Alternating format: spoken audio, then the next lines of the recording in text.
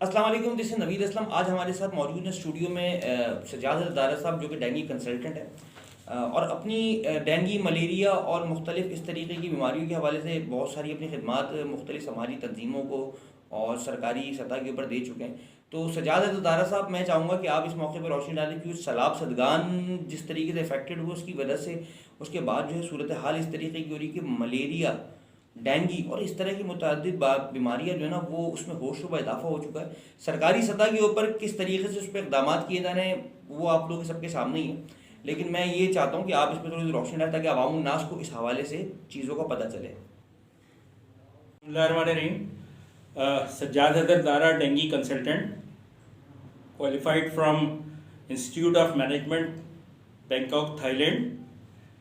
मैं डेंगी के हवाले से और मलेरिया मच्छर और दीगर मच्छरों के हवाले से बात करना चाह रहा हूँ। पाकिस्तान में इस वक्त सैलाब की सूरत हाल की वजह से जगह जगह पानी खड़ा हुआ है, जगह जगह तालाब बना हुआ है और ख़ास तौर पे जो छोटे पॉन्ड्स बने हुए हैं या छोटी वाटर बॉडीज़ बनी हुई हैं उसमें डेंगी और मलेरिया मच्छर की ब्रीडिंग बेश बहा होती है। मैं रिसेंटली अभी बलूचिस्तान में कुछ दिन गुजार के आया हूँ, गवादर और माड़ा वगैरह में, और वहाँ भी डेंगी बहुत ज़्यादा और मच्छर बहुत ज़्यादा हैं। इसी तरह पाकिस्तान के दूसरे सूबों से जो रिपोर्ट्स आ रही हैं उसके नतीजे में ये महसूस हो रहा है कि डेंगी किसी वबाई सूरत हाल का सामना ना करना पड़े किसी इलाके को, किसी शहर को, किसी तहसील को या किसी डिस्ट्रिक्ट को।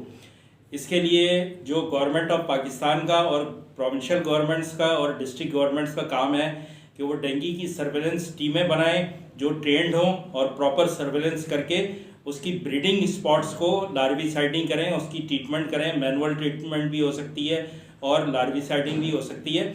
और जो बालिग मच्छर उड़ रहे हैं उनके लिए प्रॉपर कोल्ड फॉगिंग या थर्मल फॉगिंग की जाए। एक बात जहन में रहे कि पाकिस्तान में जो इस वक्त सिचुएशन है जो सैलाब की वजह से पैदा हुई है वो अनफॉर्चुनेटली किसी भी एपिडेमिक को वेलकम करने के लिए काफ़ी है। और किसी भी इलाके में जहाँ मच्छर की ब्रीडिंग ज़्यादा हो गई और वहाँ अगर एपिडेमिक सिचुएशन हो गई तो वहाँ मच्छर को काबू करना नामुमकिनात में से है, इसलिए कि आप मच्छर को पकड़ के मार नहीं सकते। आपको उसकी ब्रीडिंग को कंट्रोल करना है, तो आपके मच्छर की ब्रीडिंग कम होगी, पेशेंट आपके कम बनेंगे, हॉस्पिटल्स के ऊपर लोड आपका कम होगा और हॉस्पिटल्स को जो है वो कम जो है अखराजात करने पड़ेंगे गवर्नमेंट हॉस्पिटल्स को ख़ास तौर पे।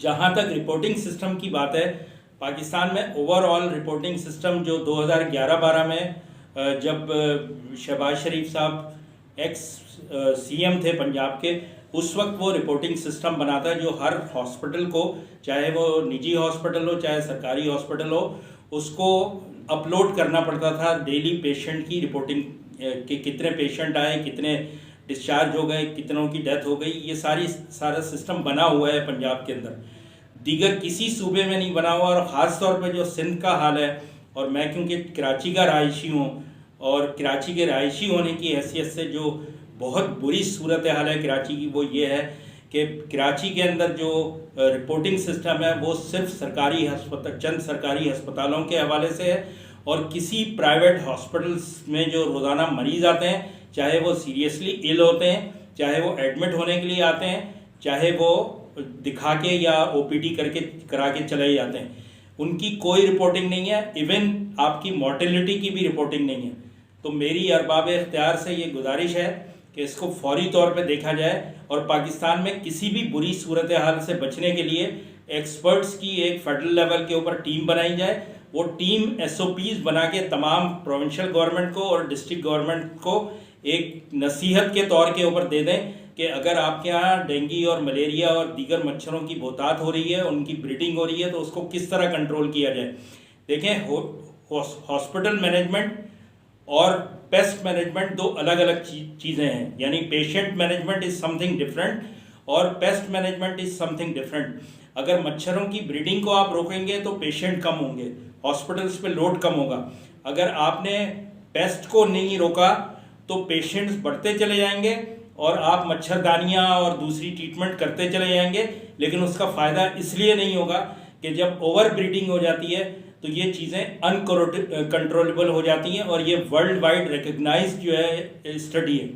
तो बराए करम तमाम जो भी अरबाब इख्तियार है, जो भी स्टेक होल्डर्स हैं, उनसे मेरी गुजारिश है कि वो सारे के सारे जो है ना मिलके इसके बारे में सोचें, क्योंकि इसके अंदर चंद दिन लगते हैं एपिडेमिक सिचुएशन क्रिएट होने में और मच्छरों की ब्रीडिंग को अनकंट्रोलेबल होने में।